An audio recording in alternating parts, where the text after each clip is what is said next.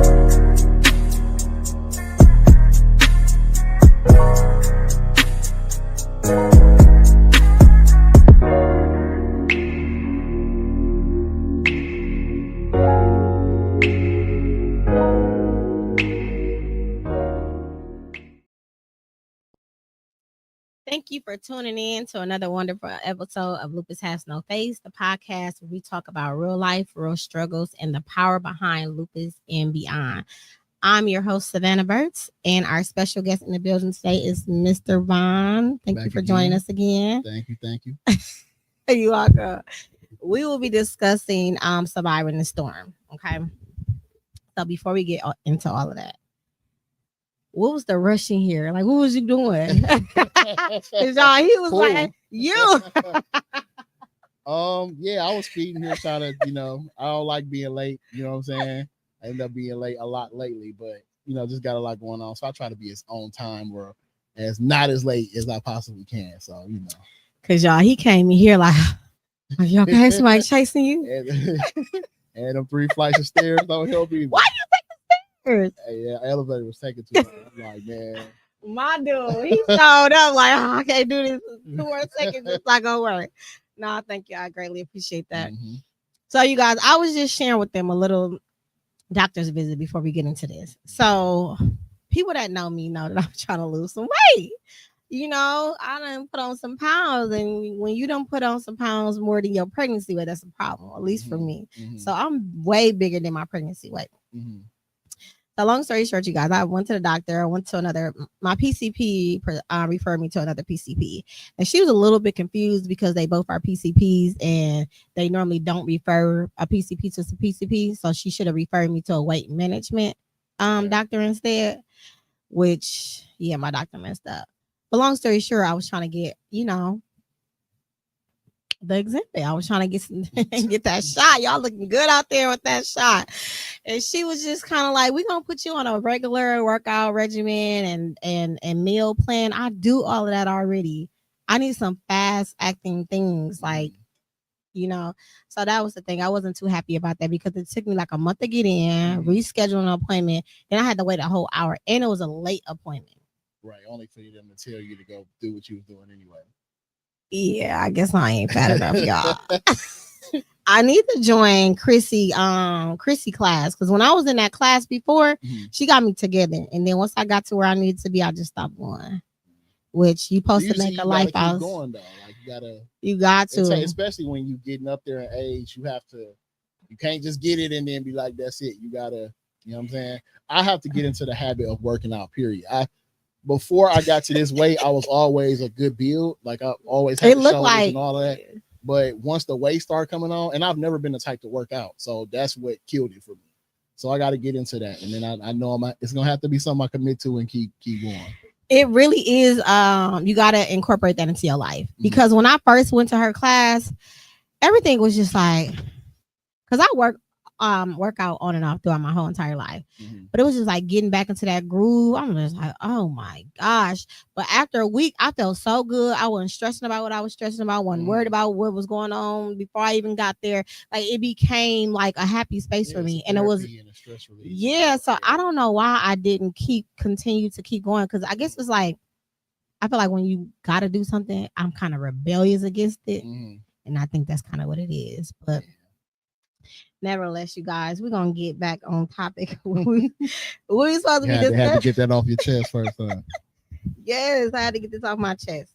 So, before I even get into like some traditional questions or whatever, what were you affected by the flood that happened not too long ago? Personally, no. Like I didn't have no damage to my and luckily for me, my house is like kind of on a hill. So whatever water did come, it didn't seep into or get to accumulate right off a freeway. So my power was going crazy, going in and out. But other than that, no damage, no flood, none of that. So yeah. Was you present when it was happening, or did somebody like reach out to you? What's crazy was we were supposed to do State Fair.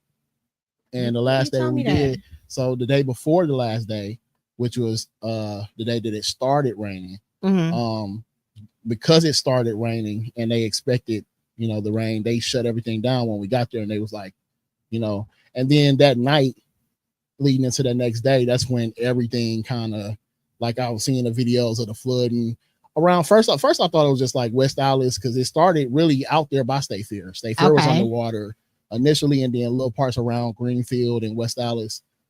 Then I woke up the next morning and I'm like, oh, Milwaukee is flooded now. Like, I didn't expect that. So you slept through the whole thing? Yeah.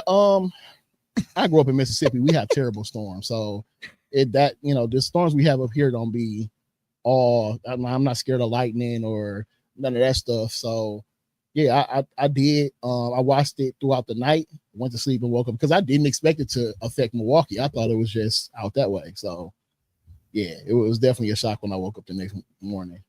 Yeah, it was crazy for me because we did a lupus walk in Napa, Illinois for lupus society Illinois. So we was there, me and my team was there, and we came back and I was getting all types of text messages. And I'm just like, why is everybody asking me, am I okay? Like something happened that I don't know about. Like, who don't want to tell me something, right? And there's no thundering, no raining where I'm at, no nothing. Like, I'm cool. And I'm studying my one friend, Cambella, she kept texting me. And I'm just like, I start responding to her. I'm like, why? Like, what's going on? Like, just tell me what happened. Like, so I was cleaning up or whatever the case may be, waking up throughout the night because it was going crazy. I'm just like, oh, this lightning, but it was no rain, which was really weird. Like, I didn't see no rain. It was just lightning. And so when I woke up the next morning, I was on the phone with people and I went on Facebook, and that's how I was just like, is this real?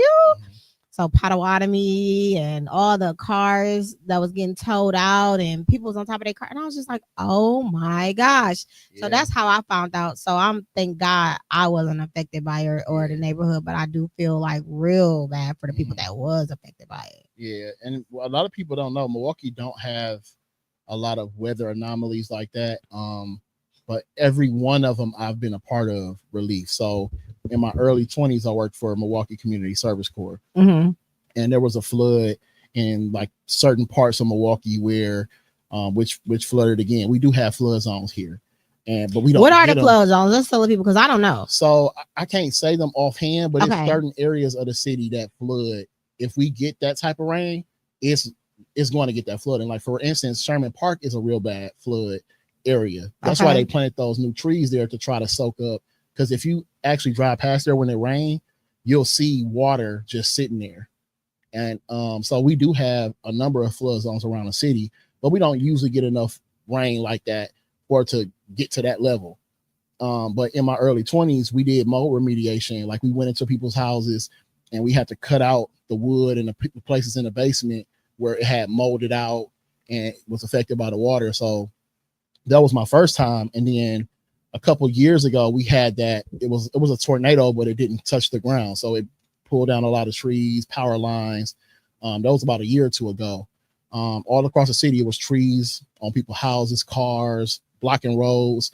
So we went out and cut, trees off people's cars and houses and was helping with that. So that's really dope. And I don't know nothing about that. The only thing that I knew about, I think it was like 2010, 2011, because I had my daughter around that time, that we had something like major like this. And you know what I mean? Other than that, I don't think it was this bad. I think this was it wasn't that bad. Yeah, this was worse than that because that's when I worked for that company back then.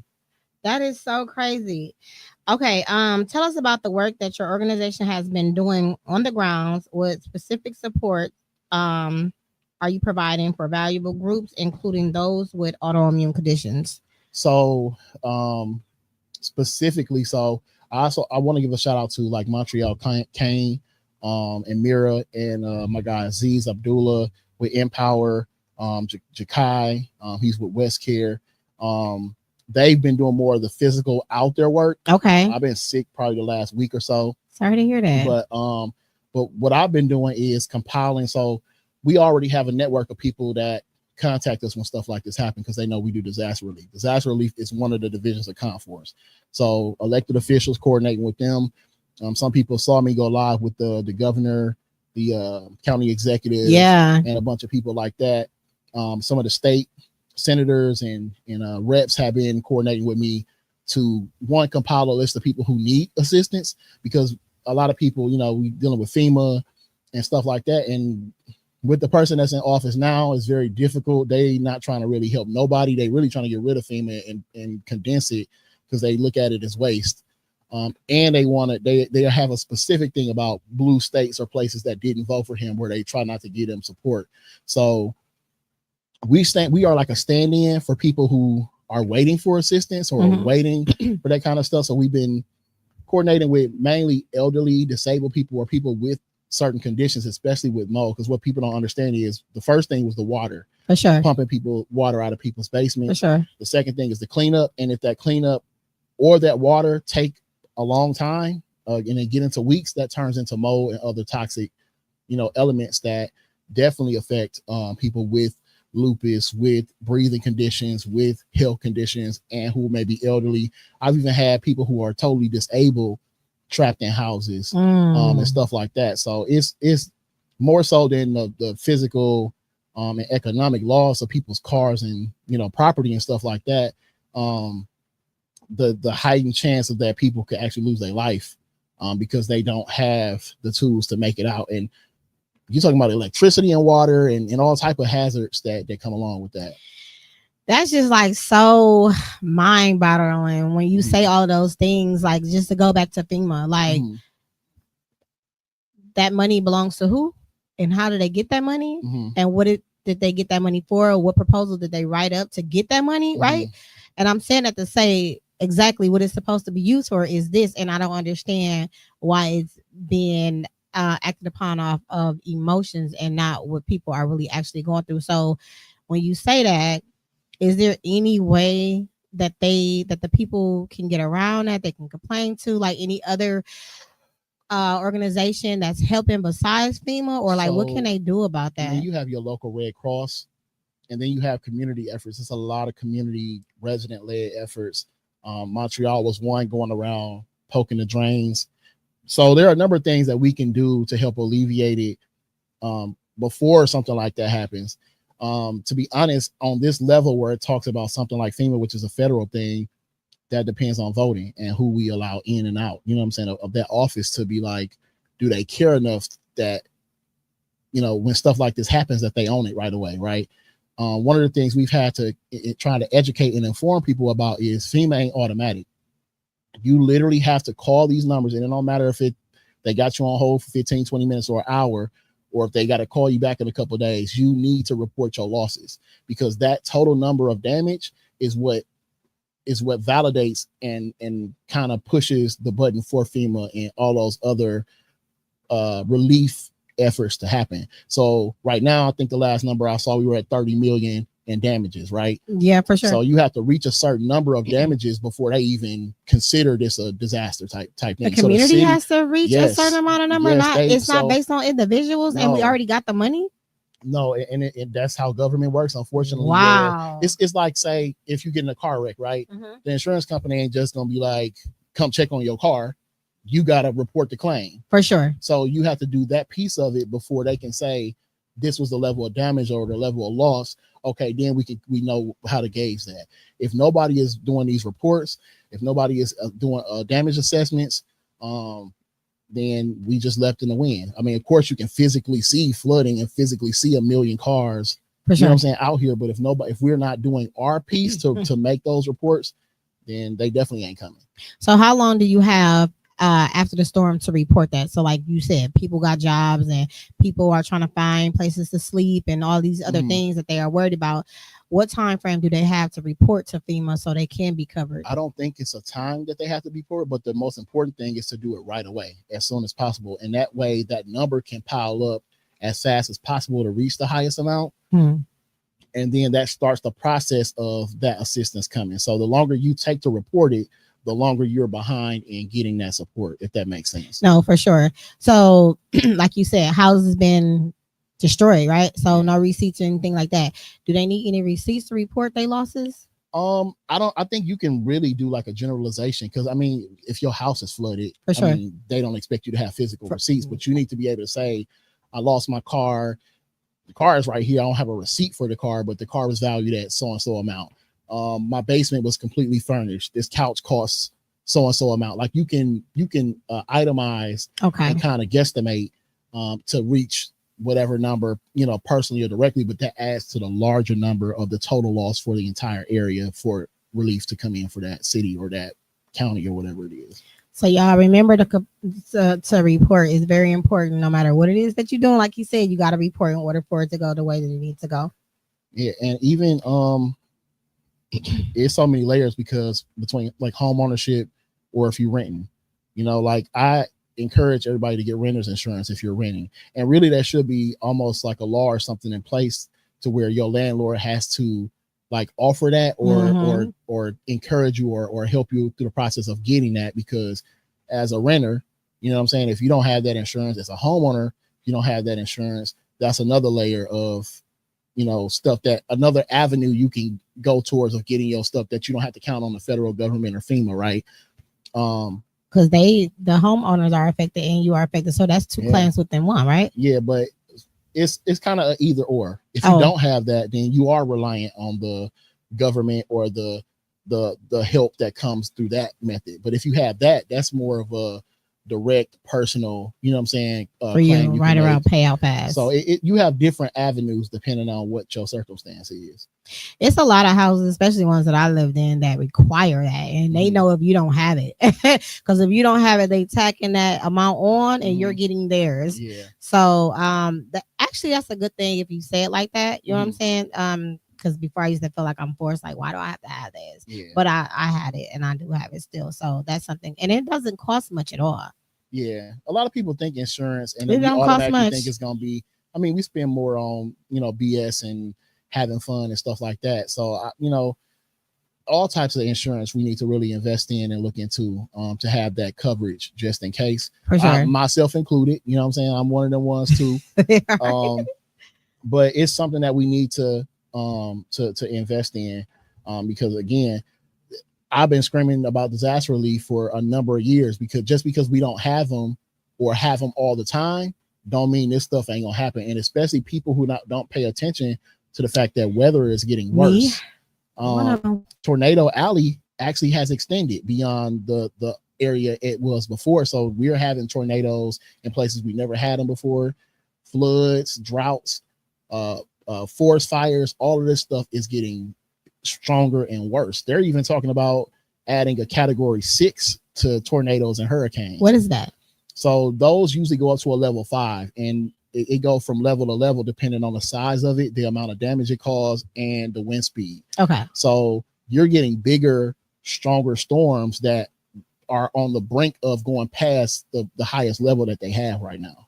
And so what would that do? Like increase the number of, increase the amount of insurance that you can get? Because it's a cap. Like what does that do then raising it to a level 6? Well, so the level of tornado, that's really just determining a level of danger that it has. Okay, so for instance, instead of an F5, which could be a mile wide, right? So you're talking about a tornado that's a mile wide in length.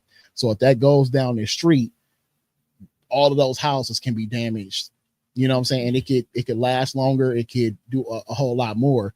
Now imagine a level beyond that, right? To where it can literally affect maybe a bigger side of town, right?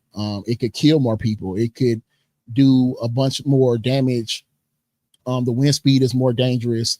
Those are just the dynamics of the storm, but they definitely affect the amount of damage and amount of havoc they could cause, which of course would lead to the need for more support.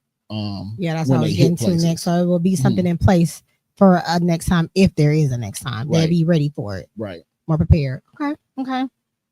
You want to read some of those comments that's on the screen? Let me see. Hey, my brother. I'm blind today, y'all. Oh, because I'm like, I wear glasses too. Like, let me see if I can see him on my go on your screen. Okay. I think that's Phoenix. Hey, Phoenix. She said, two of my faves. Yes, I was out of town without service and thought I missed the rapture. oh Lord. This is actually very insightful. I did notice. Let me make my call. See? Yes, spread the word, hey. Phoenix. Yeah, very essential. Very essential. Thank you for tuning in, you guys. Thank you for tuning in. Please share so we can inform as many people as possible. If you didn't know, it's a lot of other people that do not know. So thank you for that. What have been the biggest barrier in getting resources to the people who need them the most? So again, one is the information. So having the correct information, having a central space for them, because even like with our response, right, we have several. We come together to form floodhope.org, which is a collective of us that come together. They refer to us as a Justice League, but it's myself, Montreal Kane, Aziz Abdullah, and Jakai. Shout out to you guys. But even in those efforts, there's like Conforce doing this, Montreal's been doing this. So it's even getting on the same page so we can say, let's all say, put this information out, put a collective symbol on it so that everybody is getting the same stuff, right? Because even with reporting, some people report it to me, some people are reporting it through the website, some people are reporting it through Facebook, through other lenses. And so how do we limit those and say this is, because the difference is we are community response. Okay. So as soon as we get that information, we can get to work on it. But we do also have to have the manpower in place. We do also have to have the equipment in place, and all of this different stuff. So even with the response, there has been some issues like we got 70 calls and it's only one crew of like 7 people out. So people are like, we've been waiting a week, and I'm like, some of these crews have worked till 3 or 4 in the morning, right, on some of these houses. So people want the assistance right then and there, but we're still trying to get it to a point where we can get to as many places, and it's terrible. But in the meantime, FEMA ain't coming tomorrow. These insurance claims ain't coming tomorrow. Like the last incident we had with the wind stuff, for sure, it was over a month, like a month and a half later, and people were without power. People still had trees on their houses and cars, and we had to get out there and we documented a lot of that stuff, and we removed at least 17 different sites of downed trees from out of roadways, from, what I'm saying? Like, but people were still waiting on assistance from the city, the county, or whatever.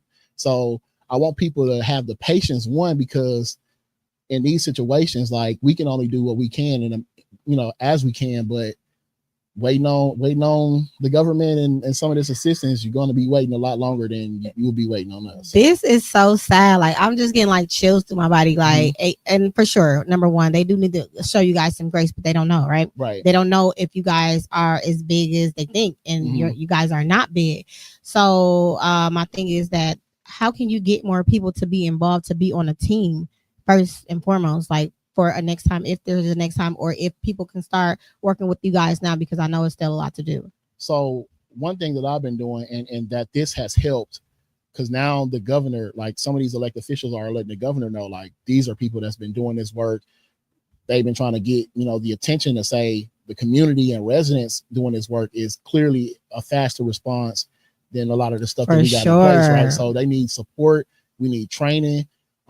Aziz and Empower, they've been raising dollars to try and get young people to be a workforce, to be able to come in and help with some of this stuff, right? So they're raising dollars to be able to hire young people to take on some of these houses, a crew of 4 or 5 young people to clear out a house or pump the water. That way we can have, a lot stronger amount of people doing the work, and, deal with the issue that folks don't have jobs, you know what I'm saying? And this is something that they could do in real time and be compensated for, right? So we're just trying to figure out different ways to to incentivize people to do the work, Mhm. and at the same time build, you know, a longer term goal of support for this, so that we don't have to say, okay, it rained last night, it's flooding, let's go try to raise money to buy 5 pumps.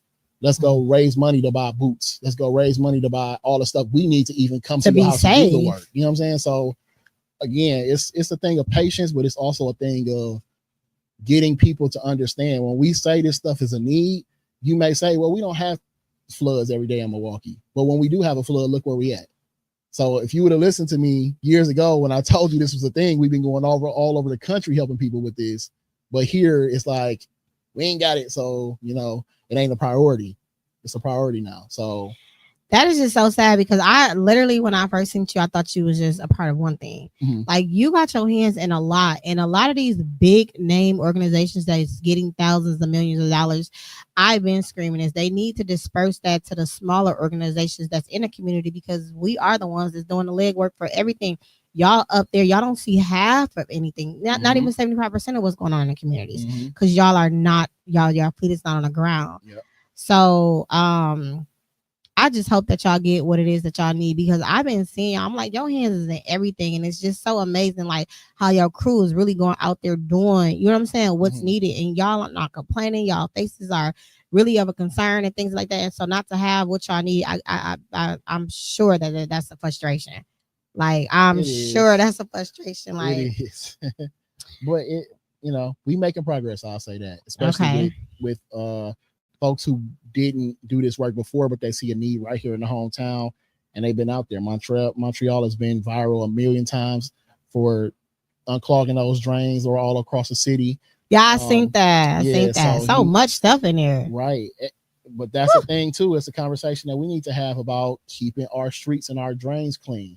That's one thing everybody can do. If you don't want this level of flooding again, somebody on that block, I don't care if you didn't put the paper down there, if you don't want your block and your house to be flooded at some point, somebody needs to make a routine thing about going and making sure those drains are cleared. A community cleanup or something like that. And you said something, I wanted to kind of go back. You said about all the information. Like, if I didn't know anything, all the information and all the teams that you named here today, I know nothing about.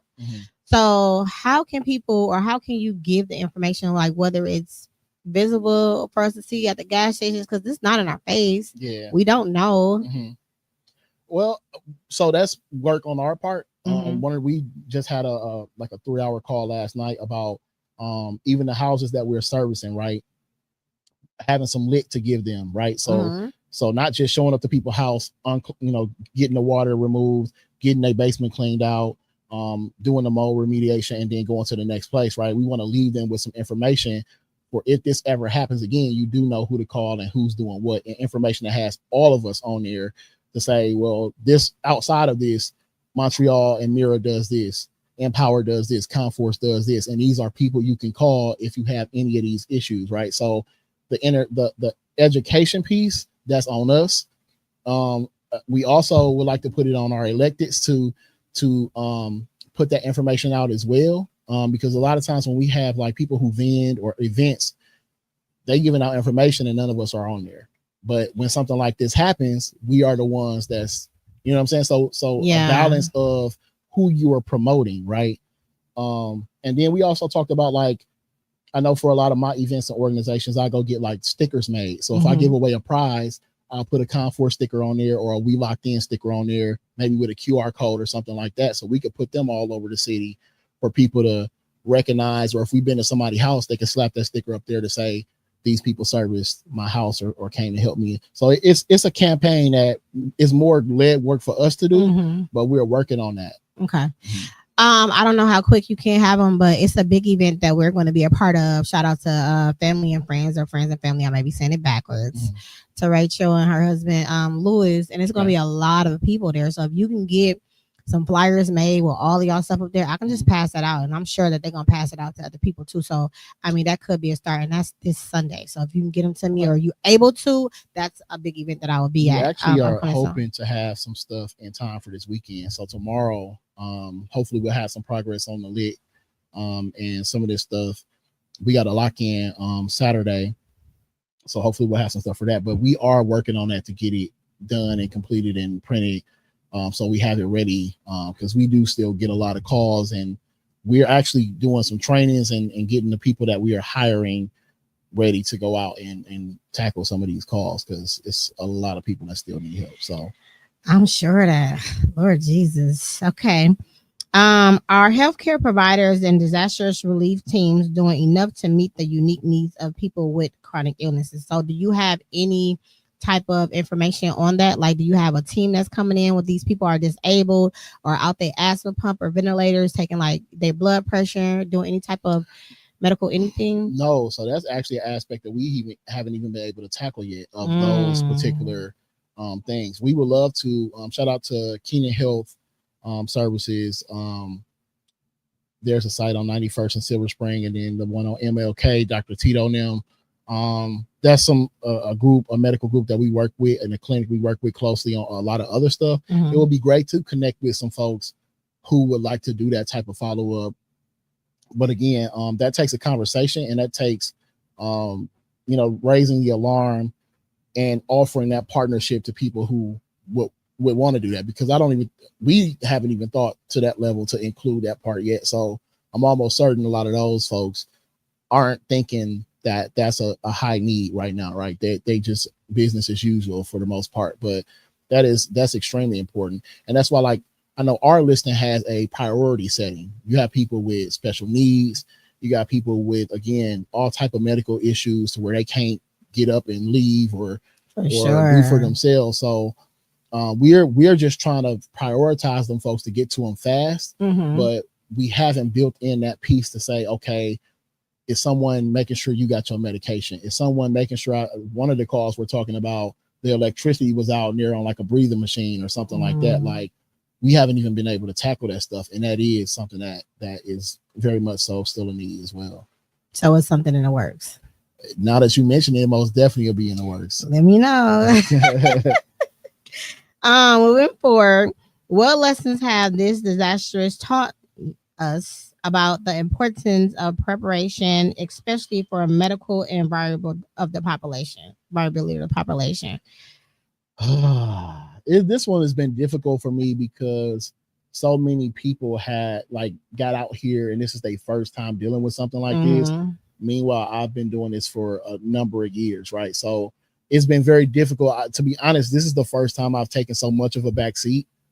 But we need more people invested and involved. And one, we want to create something that if people have the interest to get involved in this, that they know how to deploy and how to serve people in this space, and to get them a level of training for sure to be able to deal with it. Because like, even with the young people, like, there are a lot of lessons. We're not just moving stuff out of people's houses. Again, you're dealing with the risk of mold, airborne, chemicals, and all type of stuff that could affect them health wise. So we're even adding like a pre-deployment training like piece the to suits where, with the masks, to like get that. them acclimated with using the different pumps and all the different stuff, and to give them things to watch out for.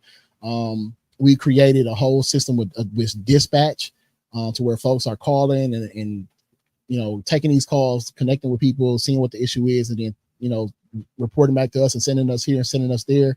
So we're building a lot of pieces of this out, and a lot of people are, for the first time, learning about disaster relief in this form. Because, to be honest, I see a lot of people on social media that's just like, I got a company, we'll clean your house out.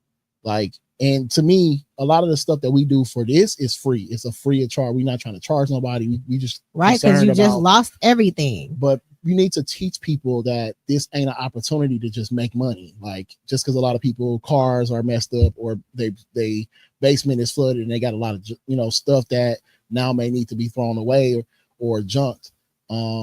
Donate some hours or something. You know what I mean? Like, and that's what we're trying to get people in the mode of donating their time and services when it's a situation like that. And to be honest, the visibility and the attention you'll get for doing something free or something in kindness will equate to money for you later. Like, for sure. And I think that's the learning process that is more frustrating to me with people just looking at this as a monetary opportunity, right? So getting people in that mode of service and humanity to say, it's some old people in this house, bro. They can sit up here and inhale this mold and nobody can help them, and they could be sitting in their house and never come out. You know what I'm saying? Like you have to be humane in them instances. Like we could say so much about that, unfortunately, but for me, like I was getting I got a few overwhelming calls because Lupus has no face, so I tend to have my hands on a lot of stuff, but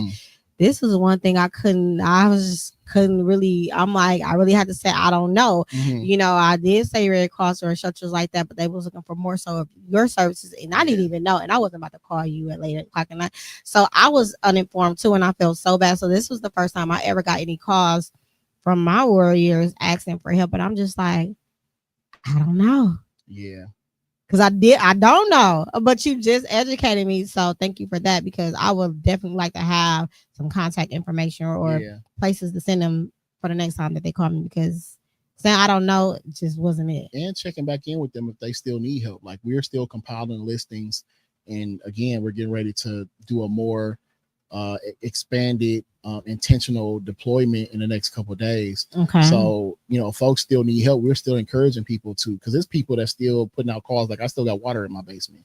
So clearly the need is still there for a bunch of different levels of this. So we're just trying to be as effective and efficient as we could be, especially now that a mass of us are like partnering together and working together. And that's so dope. Yeah, you know, breaking down those barriers. And again, I think, you know, again, taking a back seat and allowing the bigger picture, you know, that has been a huge piece of this. And because at the end of the day, in a lot of these spaces, it's a lot of work that needs to be done, and I can't do it all by myself. Right. But if folks are out there doing stuff, I want us to be intentional and effective and efficient in what we're doing, right? And I want it to look a different kind of way, because what I don't want to happen is for people again to say, because then it's not disaster relief. If everybody is going out there and getting paid to help people in those instances, it becomes something different. And I don't want that to be the reason that people get into this work, even though it's still helping people. It ain't always going to be money to do this. You know what I'm saying? And we've done it up to this level for no money and with no money. So the fact that you done it, or you guys are doing it for no money and going so hard and showing up, and it's just like a passion about it, like that speaks value. But it started with training. When I worked for that company was like specifically hired felons and young people that was like on probation and parole, right? And the main thing we did was like we build houses and do remodeling and stuff like that. But then they had us take a FEMA training called CERT, Community Emergency Response Team Training, which is a FEMA training, and it's for natural disasters.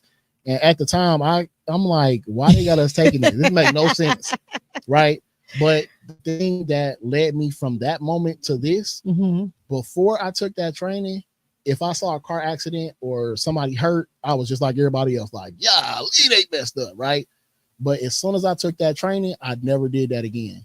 I immediately knew, I hopped into action. Like, I knew what to do then. So I've been a huge advocate since my early, years of taking that training, my early 20s, now leading up to this point where I'm like, people are starting to finally see the value and how ahead of the curve we are. There's natural disasters all over the country. And when we do this in other cities and states, FEMA be looking at us like, who are y'all? They should be embarrassed. Like, it is. They should be embarrassed. It should be a movement calling them out, because that's our money. You know what I mean? I'm sure that's our tax dollars. They wrote the proposals up for us, and you're trying not to give that money to these people. That's ridiculous.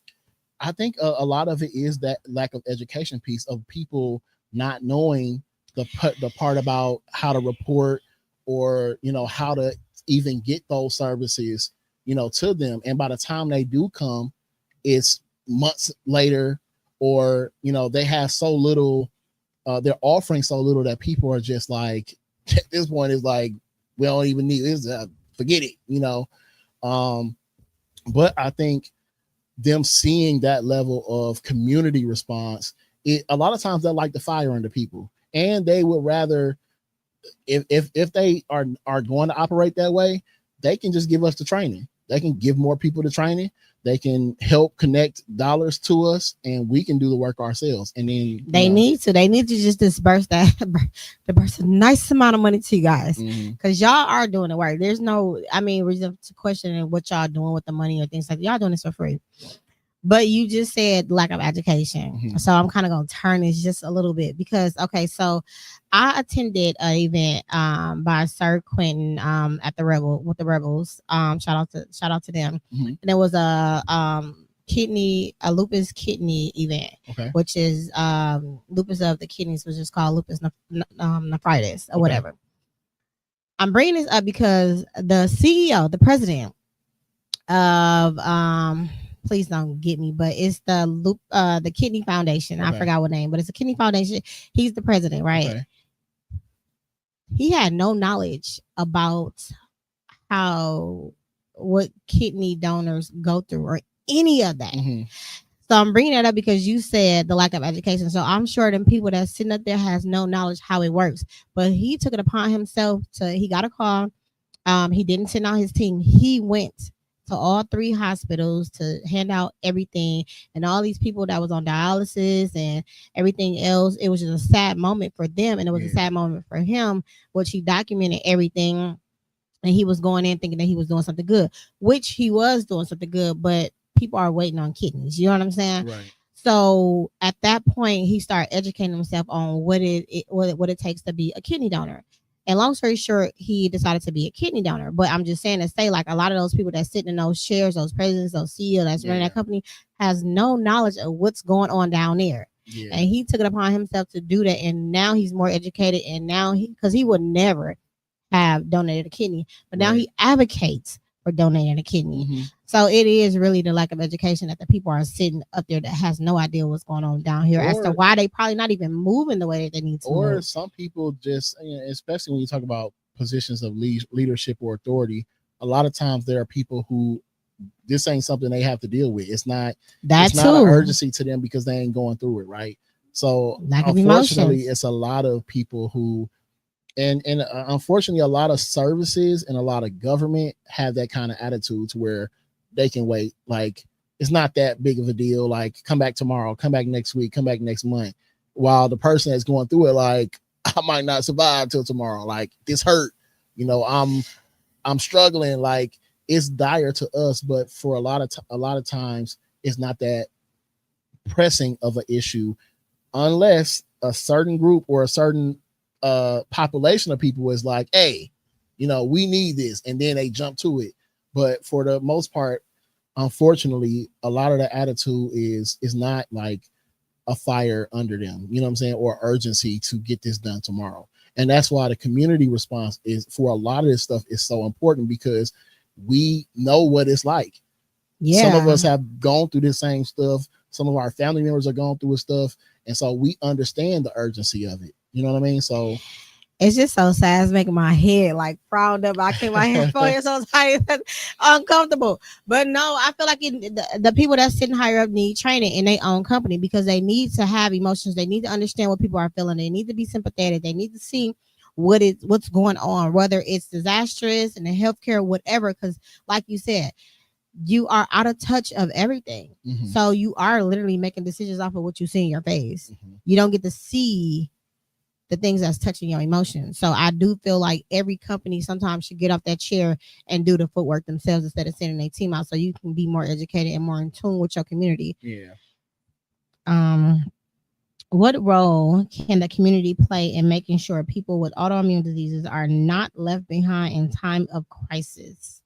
One of the things that I really like, especially for like people who connect with me and my pages and what I do, is a lot of times they will refer or suggest somebody who need the help. So you may know somebody who has those issues, right? So a lot of times when people are reporting, they're not necessarily reporting for themselves. They're like, this lady over here got X, Y, and Z going on. So people who have that knowledge of people who may have those conditions, and these people might not be on the internet, or they might not know who to contact or call, but somebody is calling on their behalf, like, no, they really need it over here because this is what their situation is.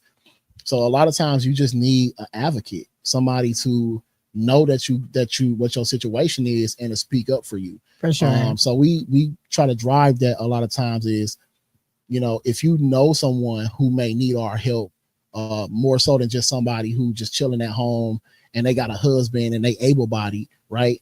Of course they need help too, but we really want to get to the people who are in the worst conditions, you know what I'm saying? Because it's more dire for them, you know what I mean? So a lot of times it just take, and the community does very well with it most of the time, of advocating for people that they know are in situations that need, that real attention and service real quick.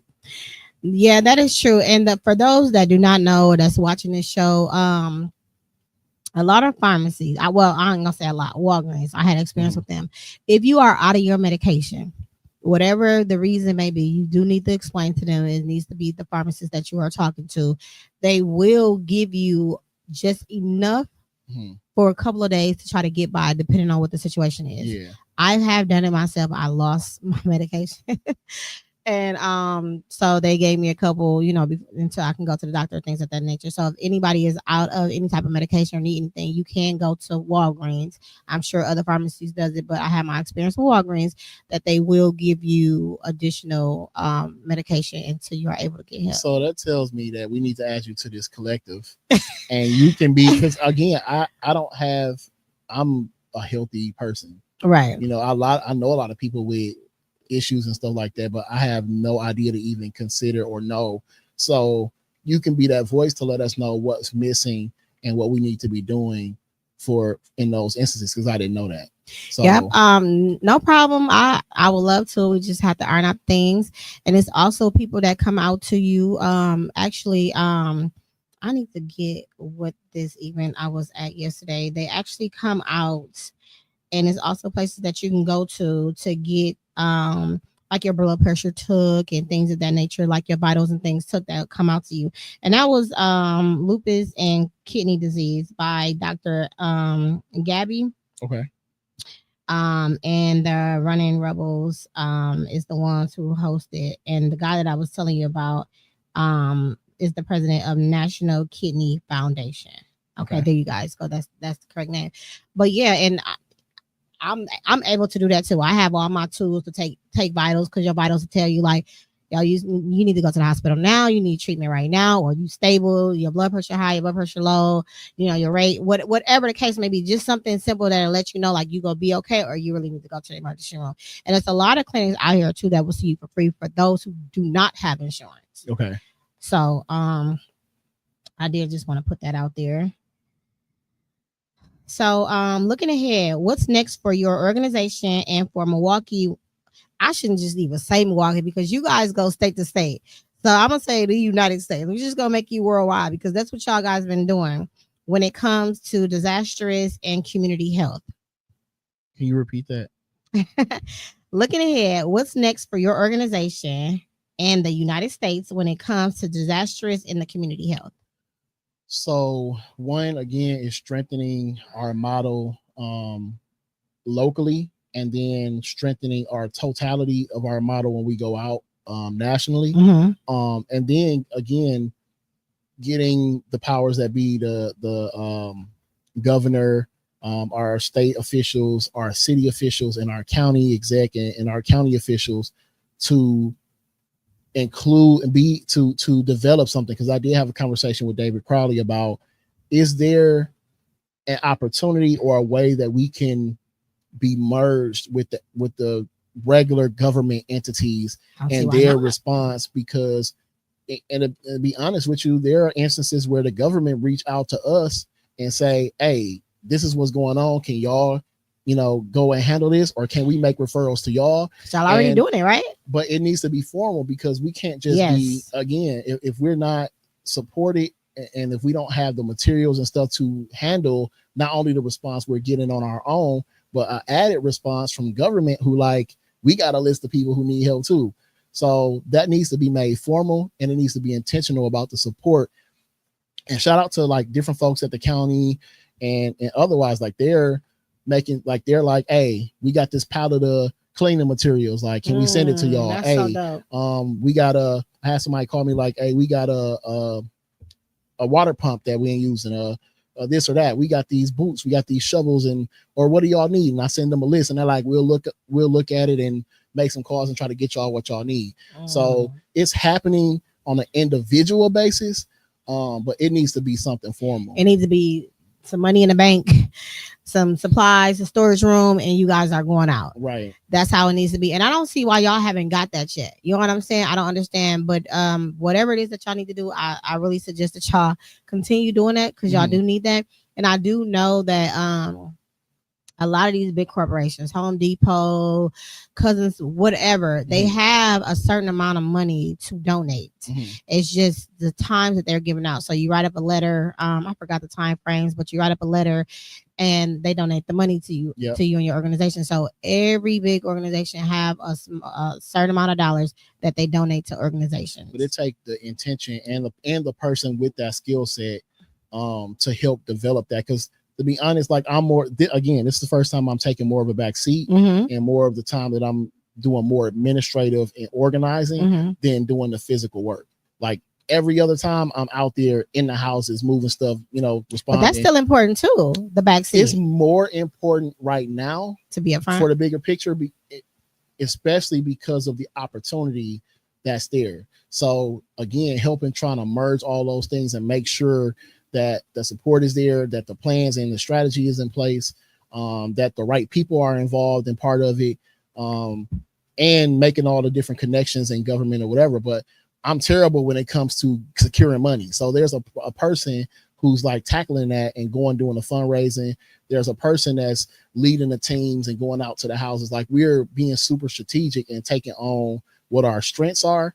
And what that we is can so. take on. Hold on, say that again. Yeah, say that once more. And we all bosses, like, because some people do not. This is a little bit. It's not a little bit off the top, but some people do not know how to play their role. They feel like if they're in the back seat, they're not in the front line, that they are not important. You are just as important, because without the full circle, we don't do anything. I believe in giving credit to where it's due. If you earned it and you did the work, and again, like in leadership, a lot of people try to hog and gatekeep the leadership role, right?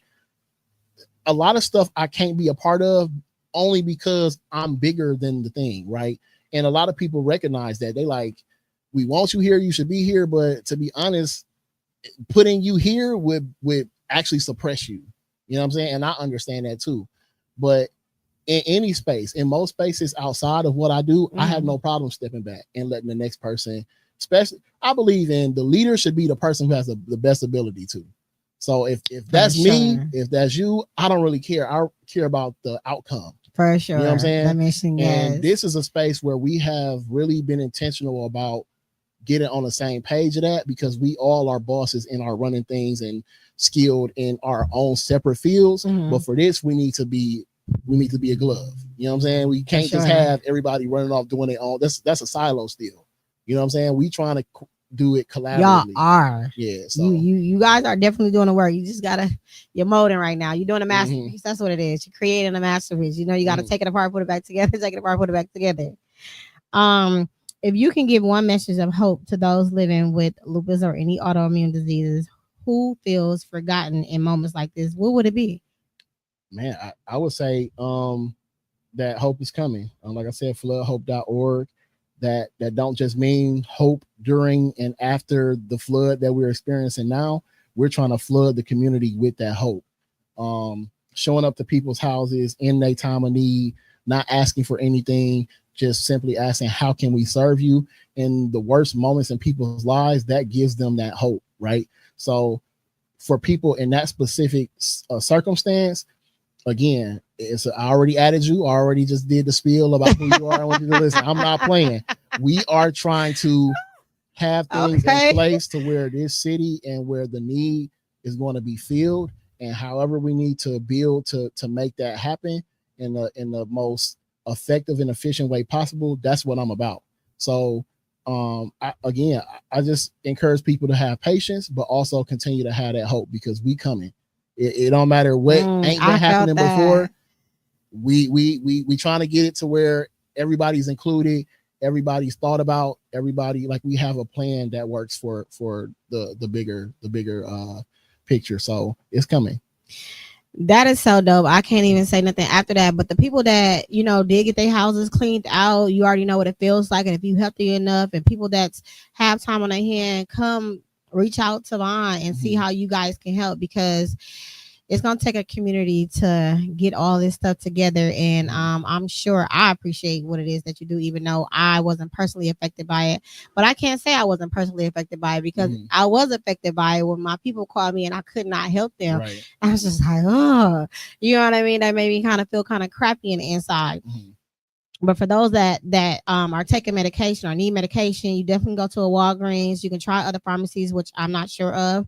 I do know there are shelters that keep medications that people take for any autoimmune diseases that are available for free. That's for sure.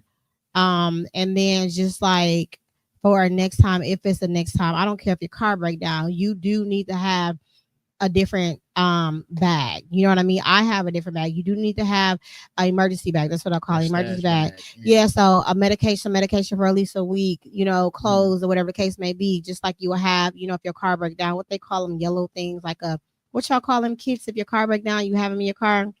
I don't know what the kit. I don't know what it is either, but have an emergency bag for when you are on medication like that, and there are backup in ventilators and things of that nature too. So that's just something that you guys can look into. We can drop those tags. Tone is gonna drop those tags. I just hope the city is like trying or getting in that mode to try to like heal, because I know to lose everything that is life changing. That's depressing. That's if you already got an autoimmune disease that's flaring up everything, it'll land you in a hospital, all types of things like that. So, you know, if you guys are still living and breathing, you guys are healthy, just be strong. Like you said, help is coming, and go get checked out, because people don't know when they are affected by mold. You don't know. Right. You know what I mean? You don't know until you don't know. So go get checked to see, you know, if you guys are affected by mold or anything like that. It definitely can will tell in your vitals and your urine and all of those things, breathing tests and all of those things. I'll even also add that I saw about a half a week or a week ago a report that there was some sewage dump so people don't go back to business as usual. There was some sewage runoff and spill into the lake, to where there's a number of like parasites and a bunch of different toxins and stuff in that water, to where they're trying to alert people to don't just go back and chill at the lakefront. Like, it's real things happening that you need to be aware of. So, and I don't know nothing about this. So, because you have all updates, where should we start like monitoring weather disasters, things that's going on in the community? What channel? What Facebook? So I'm gonna do the same as Flood. Like, we do our best to inform people. So Conforce or my page, we have developed floodhope.org. We'll have them make a Facebook page. So there'll be some central things that we put out where people can go and get this information. What I will do too, COVID and some other instances that we've had, the health department has been super good about reaching out, connecting, and really like being collaborative with a lot of stuff that we do to make sure if it's something that needs to get out to people, that they're assisting us in doing that, or that we can lean on them. So that might be something I need to do with this in collaboration with what the piece you bring, to give people resources and other information for that kind of stuff. Because again, like, we can't think of everything, right? And especially if it's something that don't affect us. So exactly, you don't know until you don't know. And it's not that we are excluding people or not thinking about those people. It's just sometimes when something's not affecting you, or something is like, especially in an emergency situation, you just going for what you know, right? So we want to be as efficient and effective. So we have our National Disaster Relief page, hopefully flood.org, which is an offsite website.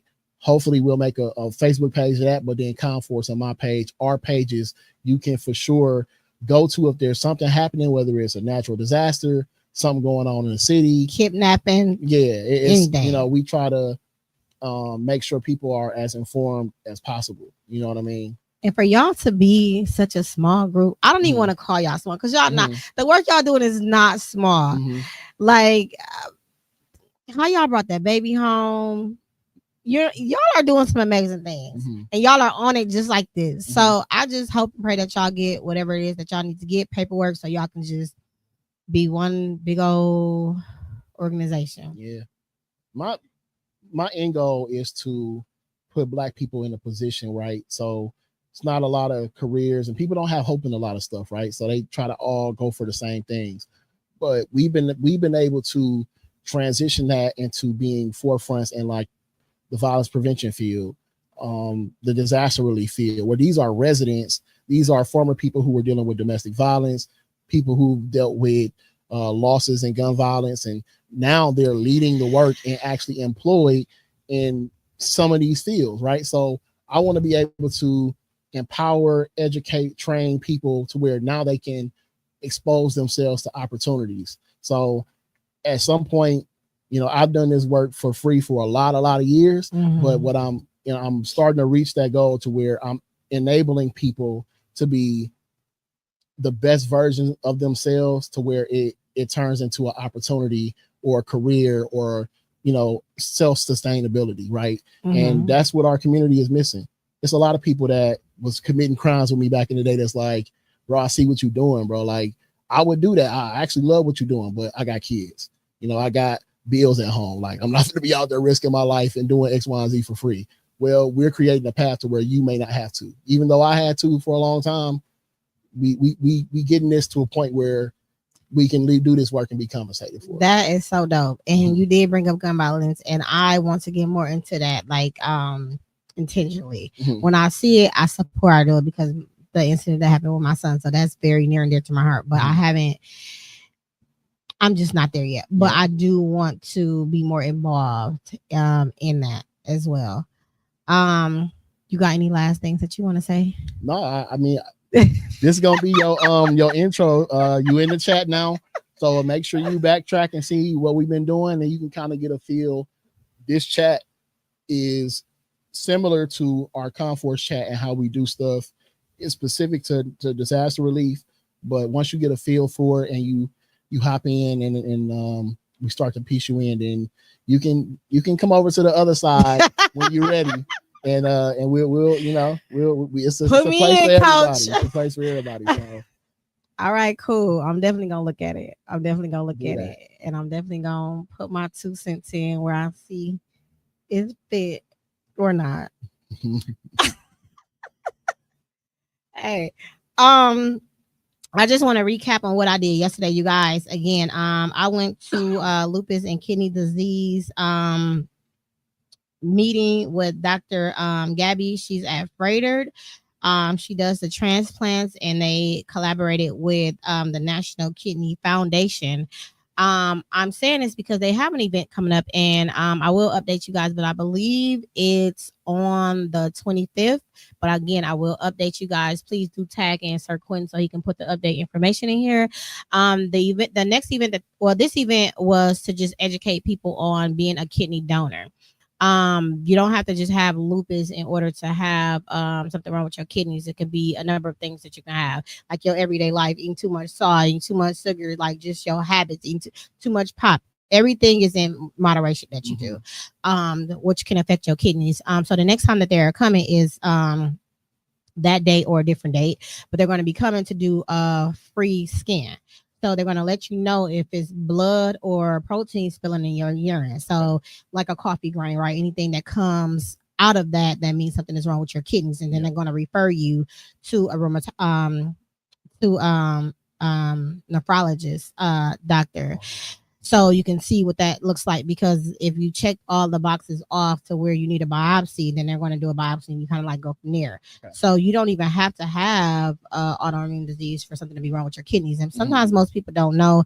And some it's from stage 1, 2, 3, 4, and 5. You know what I mean? So that is really dope. If you have never thought about it, or you got somebody in your family, or you just have a bad diet, or you just want to be curious about it, it is totally free. You gonna walk out there knowing something that you good, or you gonna walk out there knowing something like, okay, I caught this, ahead of time, or you can try to get a handle on it. So I appreciate you guys. If you guys can share this information, it is totally free. It's totally a dope event, because who's doing things like that? Right. Like your kidneys, right? So make sure you come out. Again, all the tags are going to be in the comments below. Please reach out if you need any help. If somebody else need any help, if you need any additional medication, please do go to Walgreens. I'm gonna do a couple calls tonight to see if there's any other pharmacies that do it. But Walgreens for sure will give you additional medication depending on what the circumstances are, and I'm sure they are aware of that. If not, all you have to do is explain to the pharmacist, not the people that's the regular people. Again, thank you for tuning in. We are here every Wednesday at 6:30 on all platforms. If you missed today, please go to Lupus Has No Face podcast to replay, like, share, subscribe, and comment, and we will respond back. Until next time.